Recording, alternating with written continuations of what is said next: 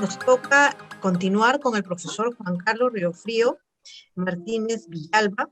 El profesor es titular, ¿no?, en Derecho Constitucional, en Derecho de la Información en la Universidad de los Hemisferios, donde también ha sido decano de la Facultad de Derecho. Tiene 3 licenciaturas, una especialidad y 2 doctorados en Guayaquil, Quito y Roma. Director de la revista Ius Humani, autor de 12 libros de Derecho y Humanidades publicados en varios países de América y Europa. Doctor, le damos una fraterna bienvenida a nuestro evento aquí en Lima, Perú, y esperamos que el día de hoy pueda brindarnos una conferencia que esperemos esté accesible pues para toda nuestra comunidad latinoamericana.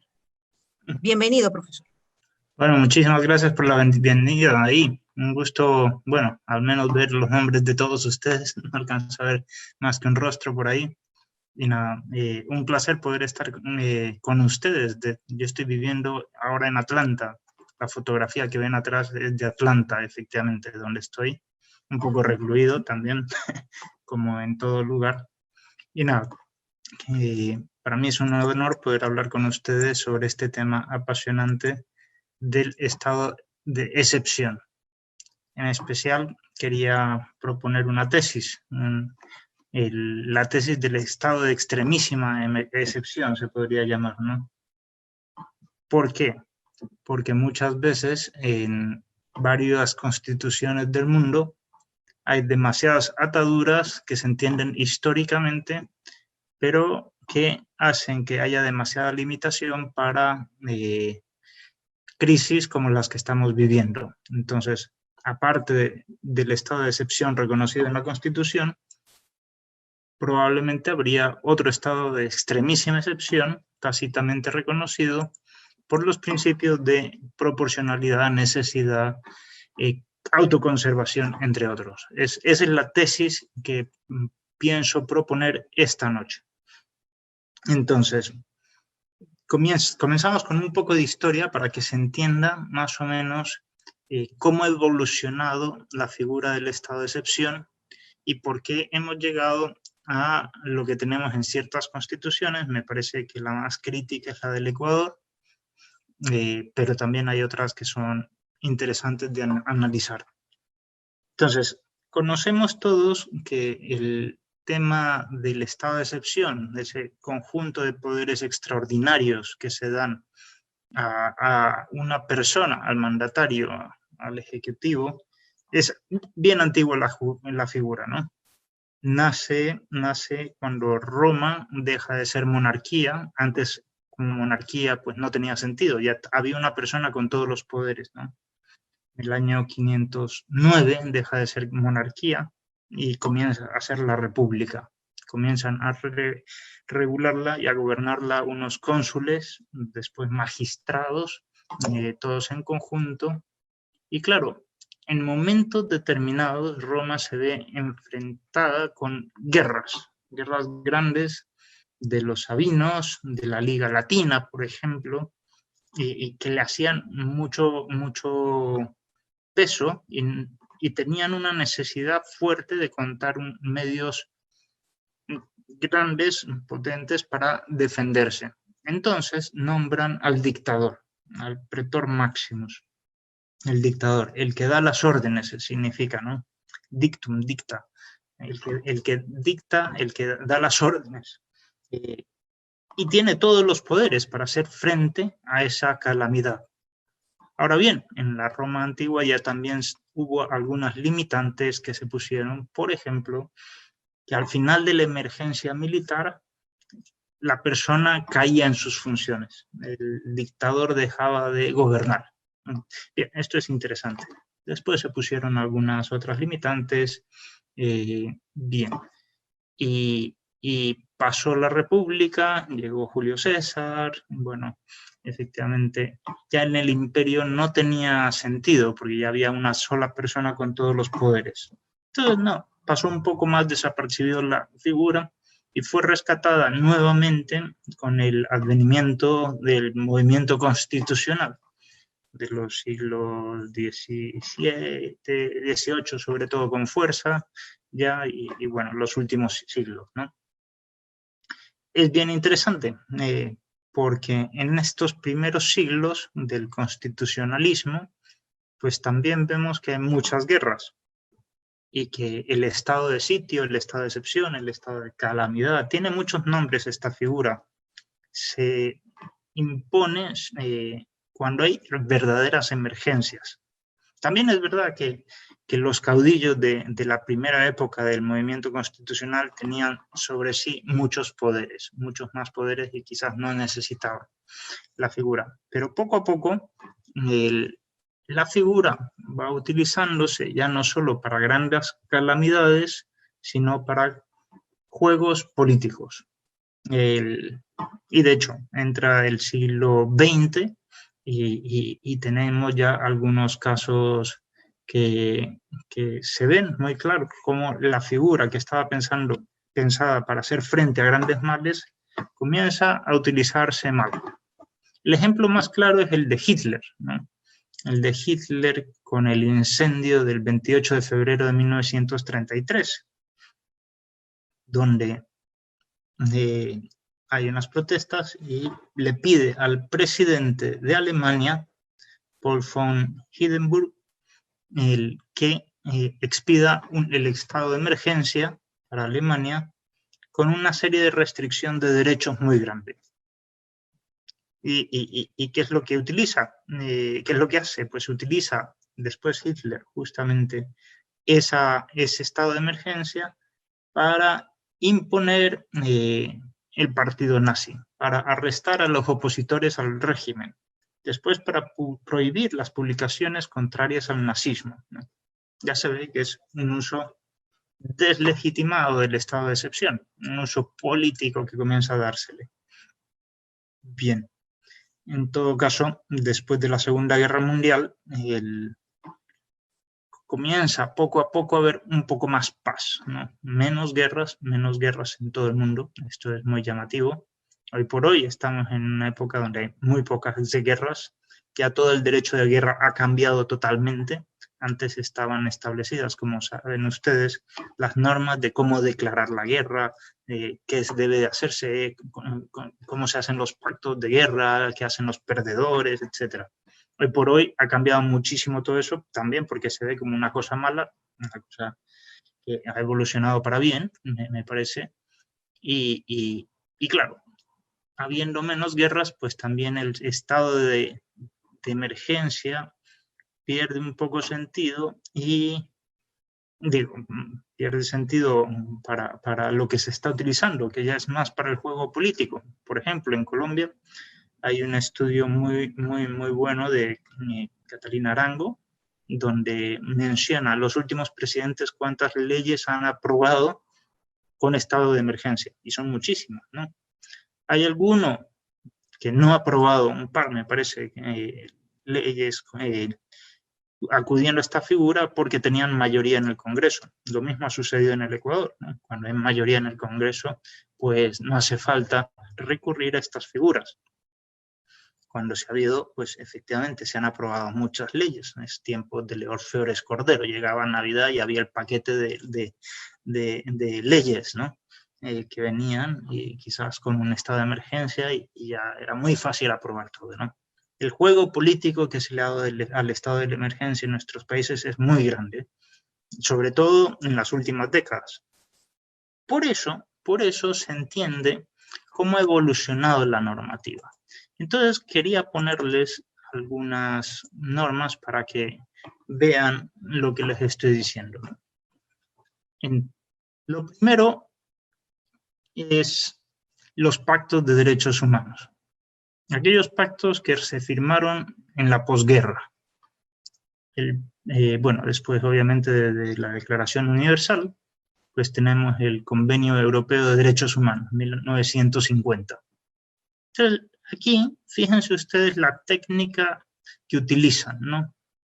En principio, cualquier derecho podría caer, esa es la norma general, salvo algunos pocos que no deberían caer.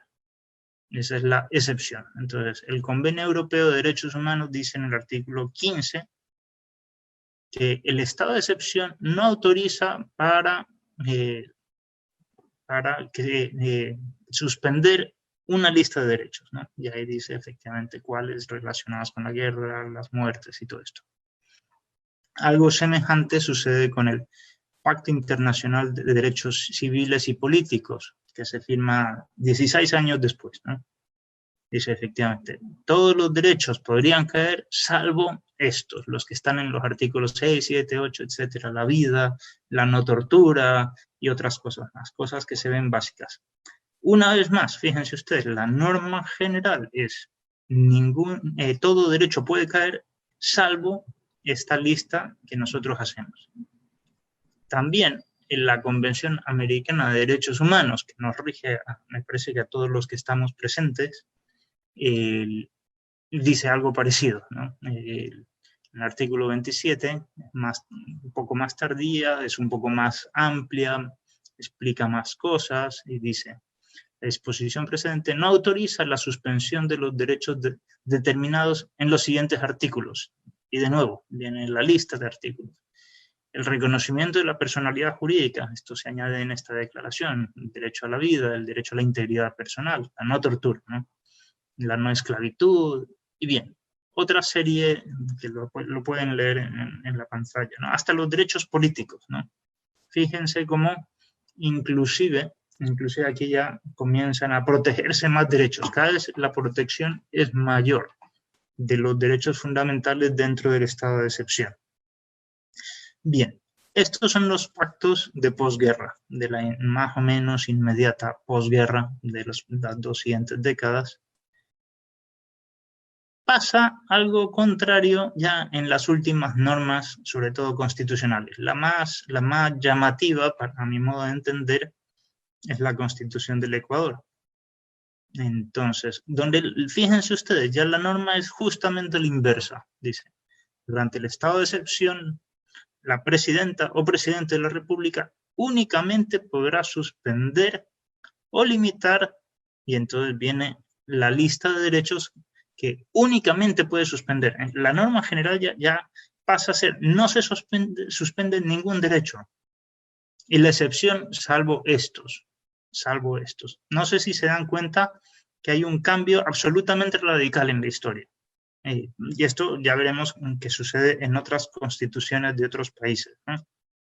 ¿Por qué? Porque se ha abusado de la figura para temas políticos, para otras cosas que no son propiamente guerras, que no son calamidades realmente grandes, como las que estaban pensados esos primeros estados de excepción o regímenes de excepción. Y entonces dice esta misma norma, estos derechos son los únicos que no se pueden suspender, que se podrían suspender eventualmente, ¿no? Y pone otros límites. Por ejemplo, dice, la declaratoria de estado de excepción no interrumpirá las actividades de las funciones del Estado. Estoy leyendo la última línea del inciso primero del artículo 164. Realmente es aquí este estado de excepción, que a todas estas es el único que existe en el Ecuador legislado, ¿no? Regulado por la Constitución. Bien, después ya podría haber alguna otra cosa, pero a nivel constitucional uno dice, este estado de excepción no está pensado para las grandes crisis, no está pensado, por ejemplo, si nos está invadiendo el enemigo y ya está a las puertas de la capital, no se podrían suspender las actividades, ¿sí? Habría que seguir dando clases y destinando los fondos. Fíjense, otra limitación, el numeral 2 del siguiente artículo, del 165.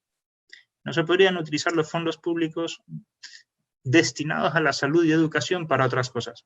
Ahora que estamos en una emergencia de salud, está muy bien que se reserven y se protejan los fondos de salud, pero si fuera la emergencia de guerra, esas grandes guerras por las que nació el estado de excepción en Roma y en todas las repúblicas, en todos los países, bueno, uno diría, quizás es una limitante demasiado grande. demasiado grande. Bien, entonces, cuando nos enfrentamos contra crisis para las cuales no estuvo pensado el estado de excepción, recortado, limitado, sumamente atado, como el que está en la Constitución ecuatoriana, hemos de suponer que detrás hay un estado de excepción que se podría aplicar tácitamente reconocido en la Constitución, que permite mayores cosas. Me parece que esto podría tener el aval de la misma Corte Constitucional. ¿Por qué? Porque cuando le ponen en consideración si las medidas que ha propuesto el Ejecutivo, por ejemplo, la interrupción de las actividades de las funciones del Estado, una medida. Otra medida, ¿no?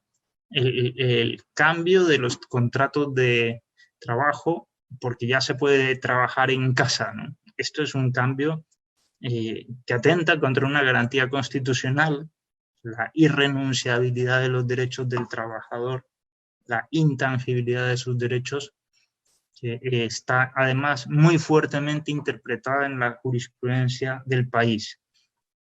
A lo cual uno puede decir, efectivamente, aquí han cambiado las reglas de juego, con lo cual esto quizás no es constitucional, pero la Corte Constitucional ha dicho, no, que son constitucionales estas medidas. Claro, todo el mundo entiende la necesidad. Aunque uno no tenga mucho conocimiento de qué es el derecho de necesidad, cuáles son los requisitos del derecho de necesidad, uno entiende que es absurdo ir todo el mundo a trabajar cuando hay una pandemia, ¿no? Efectivamente, que alguna medida hay que tomar. Y parece razonable, parece razonable. Gracias a Dios, en el Ecuador, en el mismo artículo, en el 164, segundo inciso, hay unas líneas que son muy interesantes. Dice, el estado de excepción observará los principios de necesidad, proporcionalidad, legalidad, temporalidad, territorialidad y razonabilidad. Uno podría decir, efectivamente, bajo estos mismos principios, uno puede pensar que tácitamente la Constitución reconoce que si hay emergencias mucho más grandes que las previstas para ese estado de excepción débil, light, habrá que aplicar mayores medidas y en atención a los principios de necesidad, al derecho de necesidad, al principio de proporcionalidad, de autoconservación, de autodeterminación de los pueblos, etc., pues habría implícitamente reconocido un estado de excepción extremísimo que permite más cosas que las previstas por la Constitución. Siempre con las limitantes del Pacto de San José de Costa Rica, se podría decir. Además, siempre con todas las limitantes que están establecidas en la misma Constitución, mutatis mutandis, en la medida en que apliquen, en la medida en que sea razonable aplicarlo. Con lo cual tendríamos un estado de excepción constitucionalmente consagrado en forma literal y otro tácitamente el estado de excepción extremísimo. Bien, ahora veamos otras constituciones latinoamericanas donde la misma tesis podría aplicarse de alguna manera. La primera es la Constitución del Paraguay, ¿no? El Paraguay tiene una norma que redacta más o menos el estado de excepción en esos términos, ¿no? Durante el artículo 288, durante la vigencia del estado de excepción, el Poder Ejecutivo solo podrá ordenar por decreto, en cada caso, estas medidas. La detención de personas, su traslado de un punto a otro de la República y otras cosas más. Probablemente está la Constitución del Paraguay también pensando en calamidades menores, no en las grandes calamidades, ¿no? Este estado de excepción pues se queda chico para enfrentar crisis como las que estamos viviendo, donde se toman más medidas de las previstas. El caso totalmente opuesto, que es el vigente en España, en Alemania y en muchos otros lugares, me parece, es el chileno, ¿no? Donde no hay solo un estado de excepción, sino hay muchos, ¿no? Hay muchos, en Chile el estado de guerra, o conmoción interna, emergencia y calamidad pública, ¿no? Entonces está muy regulado en cada uno qué derechos caen, qué derechos no caen, y se van haciendo. Hay una gran variedad de estados de excepción aquí. eso permite una cierta flexibilidad, pero muchas veces también es atarse un poco. ¿Atarse a qué?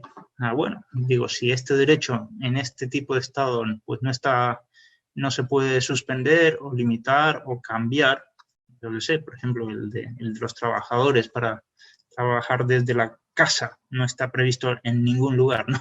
Eso es totalmente nuevo, ¿no? Nadie se lo esperaba, porque nadie pensaba la importancia del teletrabajo, ¿no? Pues digo, quedamos atados una vez más, pese a la multitud de figuras que están previstas en la Constitución chilena. Digo, habría también, incluso en esa multitud de figuras, un estado de extremísima excepción que permite algunas otras cosas adicionales. Vamos a ver otra constitución, la del Perú. La del Perú es muy interesante, pienso que hubo gente muy razonable al que la redactó, y tiene 2 estados de excepción previstos en el artículo 137.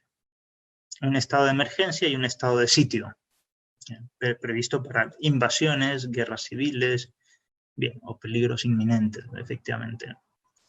Entonces, el inciso, el numeral primero, pues tiene el esquema de San José de Costa Rica, del Pacto Interamericano.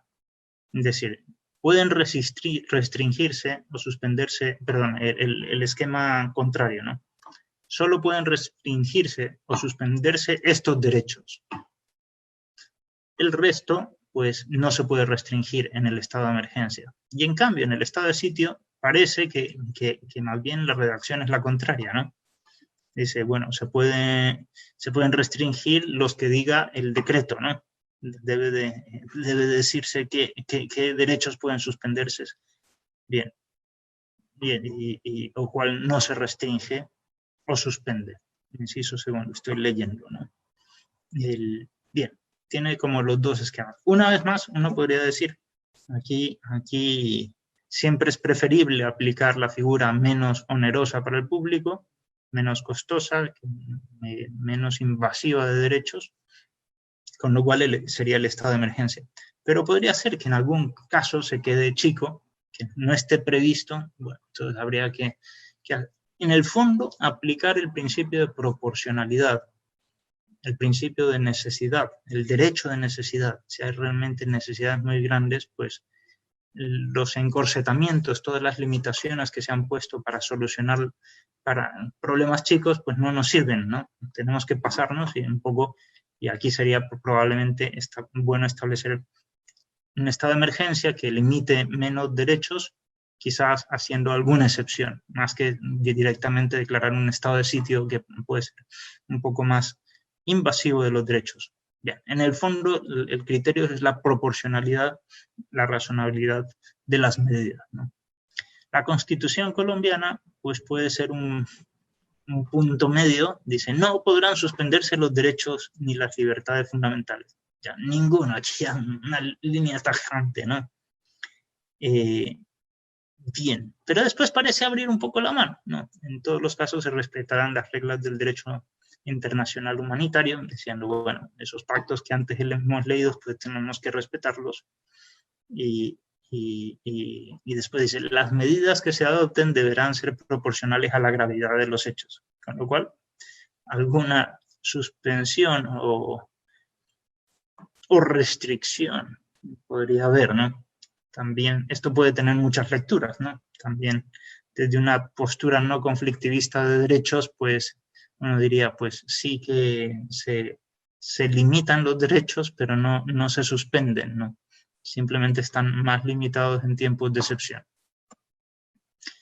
Me parece que una redacción así, bien leída, da opción a una mayor flexibilidad y a una aplicación más de los principios de proporcionalidad y razonabilidad, que efectivamente hay que aplicar. Finalmente, bueno, por citar una constitución más, la de Argentina, ¿no? Estado de conmoción interior o de ataque exterior. Claro, uno dice grandes cosas, ¿no? Entonces ahí sí quedan suspendidas las garantías constitucionales. Bien. Pero durante esta suspensión no podrá el presidente de la República condenar por sí ni aplicar penas. Bien. Una suspensión bastante grande la que se hace en Argentina, ¿no? Probablemente estamos en el sistema de los primeros años de posguerra, ¿no? Ese que hemos dicho de que la norma general es la suspensión. La suspensión. Bueno, entonces, ¿por qué me interesa todo eso? Para mostrar un poco la necesidad de aplicar los principios y ver que quizás la letra escrita se puede quedar un poco chica, no solo en el caso ecuatoriano, donde es evidente que se ha quedado chica porque es muy reglamentaria, dice, no se suspenderán las funciones del Estado, y de hecho se han suspendido, ¿no? En buena parte. Bien, esa es la primera idea. La segunda idea es la aplicación en el sector privado. Quería dedicar una palabra a la aplicación en el sector privado, porque generalmente solo se ve como si el estado de excepción es un poder que se da al mandatario y solo tiene repercusión en lo que a él atañe, pero tiene gran repercusión en el sector privado. ¿Por qué? Porque, como decía Néstor Pedro Sagüés, ¿no? El estado de excepción es el hijo primogénito del derecho de necesidad. Y el derecho de necesidad en las grandes crisis también lo atraviesan los privados, diríamos. Sobre todo la atraviesan los privados. Entonces, varias partes del derecho han puesto algunas consecuencias. La más conocida es la del derecho civil, ¿no? Los casos de fortuitos, de fuerza mayor, la cláusula rebus sic stantibus están previstas para estas ocasiones. Todo contrato se entiende rebus sic stantibus, ¿no? Firmado para cumplirse estando así las cosas. Claro, yo no puedo pedir que me cumplan, que me hagan un concierto en estado de excepción, ¿no? Aunque lo haya pactado, porque es que rebus sic stantibus, las cosas han cambiado tanto que ahora no es razonable reunirnos en un concierto y bien, quizás cobrar la penalidad por no haberse celebrado el concierto, mil cosas, ¿no? Podríamos hacerlo, ¿no?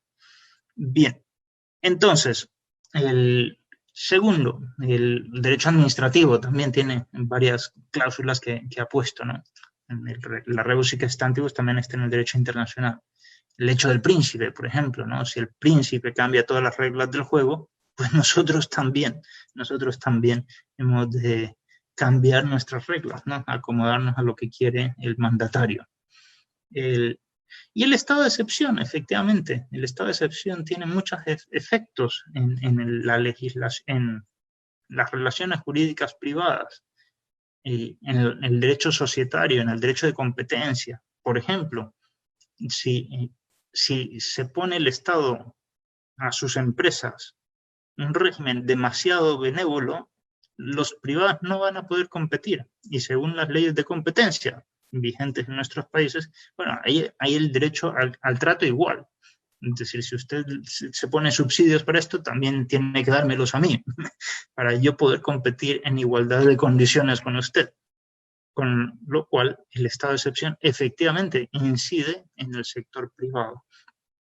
Hay muchas cosas que se salen de aquí. Me parece que los clásicos se salen de la situación normal, se convierten en derecho de necesidad, y hay otra lectura de las leyes, de los contratos y de la misma Constitución, como hemos visto.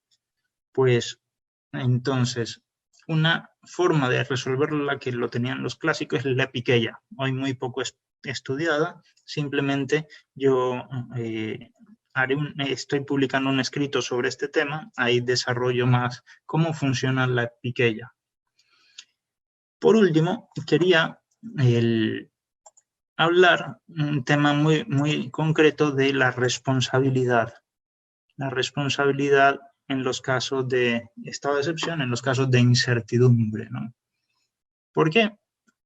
Aquí se mezclan mucho las pasiones, ¿no? ¿Quién tiene la razón? quién tiene la razón, qué es lo que hay que hacer. Entonces aquí tenemos dos escenarios, vamos a ver. Entonces, uno, el panorama científico, ¿no? Algunos dicen, bueno, efectivamente se pueden hacer cosas, pero no es del todo seguro, hay muchos riesgos. Toda medida tiene sus riesgos, todas medidas tienen sus riesgos. Es decir, tanto la de encerrarse en casa, por ejemplo, el modelo que estamos utilizando en nuestros estados, como el de salir a las calles. Las dos cobran muertos, ¿no? También la de encerrarse en casas. Y los políticos que dicen, no, esto es lo que hay que hacer, la única salida es esta, no, pero si esto es sencillísimo, ¿cómo no se le ocurre? No sé cuánto vamos a demandar. Han demandado ya al gobierno chino, y han demandado en muchos lugares a los gobiernos porque no han tomado las medidas. Bien, y aquí hay que decir una cosa que puede servir tanto en el sector público como en el privado, los funcionarios públicos como a los empleados y empleadores, para todos, ¿no? Que en casos de necesidad hay una gran incertidumbre, y si hay una gran incertidumbre hay menos responsabilidad. En cambio, cuando hay mucho conocimiento, o se debe de tener mucho conocimiento, hay mayor responsabilidad. Por eso, a los doctores, a los abogados, a los contadores, se les exige un conocimiento mayor, porque claro, por profesión tienen que saber más, ¿no? La responsabilidad profesional es cualificada. No es la responsabilidad del buen padre de familia, como diría don Andrés Bello. Hay una responsabilidad mayor porque tienen un deber de saber más, ¿no? Bueno, pues en los casos de necesidad, donde aplica el derecho de necesidad, generalmente hay mucha incertidumbre. Y uno diría, bueno, la medida que tienen que tomar es esta, ¿no? La de encerrarse en casa o la de dejar salir, lo que sea, ¿no? Yo conozco gente que la está pasando muy mal, gente que ha muerto incluso porque no ha podido recibir medicinas. Medicinas encerrados pues tienen más limitaciones, y hay mucha gente que vive al día, que es muy complicado eso, ¿no? ¿Qué tan grave es la crisis que estamos atravesando? Pues efectivamente muy grave, ¿no? Uno podría ver las principales pandemias que ha habido en la historia de la humanidad, y estamos por el puesto 16 o 17, 18, dependiendo si se cuentan algunas más, ¿no? Claro, uno dice la peste negra, ¿no? La más mentada, la más recordada, ¿no? 200 millones, la tercera parte de Europa murió, fueron muchos años, aquí se ponen menos, pero fueron muchos más años. Bien, la malaria o el paludismo, 500.000 cada año, ¿no? Actualmente el coronavirus, bueno, tenemos 300.000 personas ya fallecidas, a punto de fallecer, estamos próximos a este número.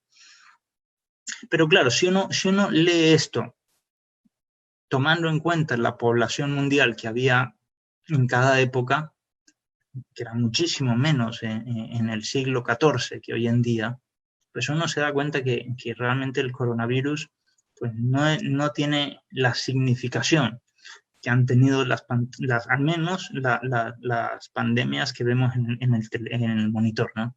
Que son las que se dice que son las primeras, ¿no? Si uno divide efectivamente 300.000 para 8.5 billones de personas en el mundo, pues la mortalidad no es tan alta como el resto que estamos viendo, y muchas otras, Esto es, con lo cual, ¿qué es lo que quiero decir con esto? Que realmente hay una gran incertidumbre, todavía estamos aprendiendo a manejar estas cosas, quizás por eso hay menos responsabilidad, ahí hay más opciones. Si ya hubiera una receta establecida, pues ahí habría mayor responsabilidad, pero estamos aprendiendo a salir de una crisis. Bien, he dado un poco las conclusiones principales del estudio sobre el estado de excepción tácitamente reconocido en las constituciones para casos realmente de emergencia o de calamidad grande, quizás no previstos en las constituciones. Al menos si esa idea ha quedado clara, pues me alegro, y quedo abierto ahora sí a las preguntas. Muchas gracias, profesor. Ha quedado muy bien la ponencia el día de hoy con un análisis comparado de las constituciones. sobre todo hemos visto la nuestra, la del Perú, y ahí entran las preguntas, ¿cierto? Bien, tenemos una pregunta, ¿sí? Sí, ¿Cuál es el tratamiento del régimen de sección, pero en el common law?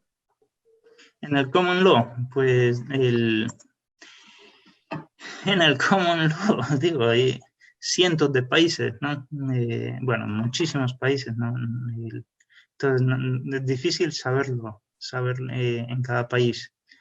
Aquí en Estados Unidos, lo que se ha aplicado ahora, más que algo federal, en cada estado de Estados Unidos, hay un régimen distinto. Entonces, que me parece que es lo más saludable también. También puede haber algo federal, pero es que es más saludable que se regule esto localmente. Por ejemplo, no es lo mismo Nueva York que Atlanta, donde estoy viviendo yo.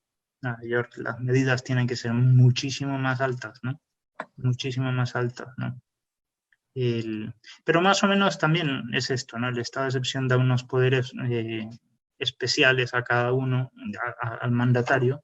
En un régimen federal hay una cierta desconcentración, pero es por régimen federal más que por common law. Sí. Perfecto. Doctor, otra pregunta. En nuestra Constitución del Perú, en el artículo 137, hay dos incisos, ¿no?, que podemos extraer textos. Dicen el estado de emergencia en caso de perturbación de la paz. Y tomando el texto del inciso 2, donde indica, ¿no?, indica lo que es el estado de sitio Sí, en caso de invasión, también sí, de guerra civil o peligro inminente. La sí. pregunta es, ¿cuál es la diferencia entre lo citado en el inciso 1 y lo citado en el inciso 2? Me parece, bueno, digo, obviamente el estado de sitio me parece que es para cosas más grandes y el estado de emergencia para, dice, orden interno, perturbación de la paz, pues lo puedes apreciar. Para mí, la diferencia más grande es justamente, ¿no?, que en el primero solo pueden restringirse los derechos que están mencionados ahí, lo he subrayado. Y en el de abajo es la regla un poco contraria, ¿no? Pues en principio parece que puede caer todo, pero hay ciertas cosas que no se restringen o suspenden. Digo, esto me parece que es una observación que se puede apreciar, ¿no? No sé si con esto he contestado. Así es. Y también los plazos, también yo veo ahí en el texto. No, claro, después viene todo el tema procesal y ahí podríamos decir muchas más cosas, ¿no? Es decir, por ejemplo, ahí se ve también cómo está pensado solo para calamidades pequeñas, ¿no? Digo, muchos estados de excepción en todos nuestros países dicen que solo puede durar tantos días y una renovación máxima. Esto no está pensado para el coronavirus, digo. No. Todo el Increíble. tema procesal, efectivamente, haría falta todo otro comentario, pero me parece que he ido más a lo de fondo, ¿no? Bien. Y aquí hay una última pregunta. ¿Cuáles son las principales reformas constitucionales que recomienda atendiendo a las medidas tomadas por los distintos estados? Bien, no sé si reforma, pero la idea clave es la necesidad de aplicar. Así uno tenga solo un estado de excepción, 2 estados de excepción, 5 estados de excepción, como hay países, ¿no? En todos ellos aplicar en los principios de proporcionalidad, de razonabilidad, de autoconservación. Y me parece que esto es clave, ¿no? En la Constitución del Ecuador, gracias a Dios, están dentro del estado de excepción mencionados. En otras constituciones no están. Esto da una cierta flexibilidad para, efectivamente, si hay casos de mayor gravedad, pues tomar alguna medida mayor. Y en cambio, si el estado de excepción da muchos poderes al mandatario y la gravedad no es tanta, más bien recortar poderes al mandatario. Digo, juega en los dos sentidos.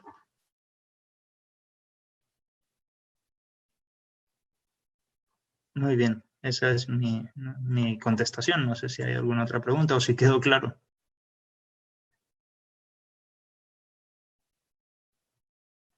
Creo que tienes que prender el micrófono. Eso. Sí, profesor. Perfecto.